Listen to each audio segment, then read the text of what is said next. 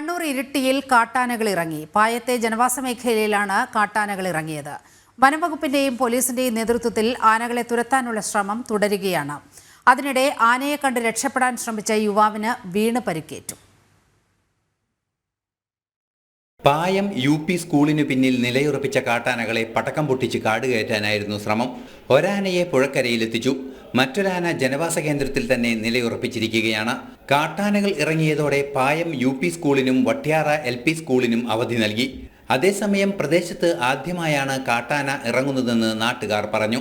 ആനയെ കാണാൻ വേണ്ടി പറ്റില്ല. ആന വർഷം മുടച്ചാൽ പേരാവൂർ റോഡിൽ നിന്ന് മുടച്ചാൽ പിന്നെ പുഴയും കടന്നിട്ടാണ് പായത്തേക്ക് വന്നത്. എന്നിട്ട് അത് പായ സ്കൂളിന് അങ്ങോട്ടേക്ക് മാറി.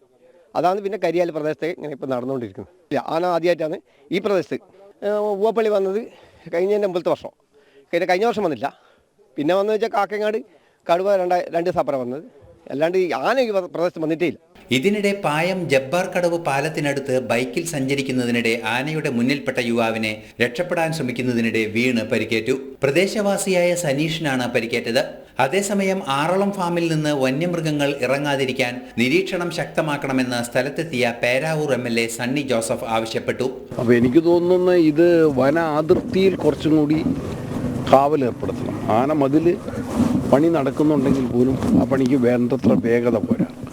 മതിലെത്രയും വേഗം പൂർത്തീകരിക്കാനും മതിലിൻ്റെ രണ്ട് സൈഡിലും അതിന് കണക്ടിവിറ്റി ഉണ്ടാക്കാനും സാധിച്ചില്ലെങ്കിൽ ഇതിപ്പോൾ നമ്മൾ ഇതുവരെ അപകടം ഉണ്ടായില്ല. പക്ഷേ കഴിഞ്ഞ 2 അനുഭവങ്ങളുണ്ട്.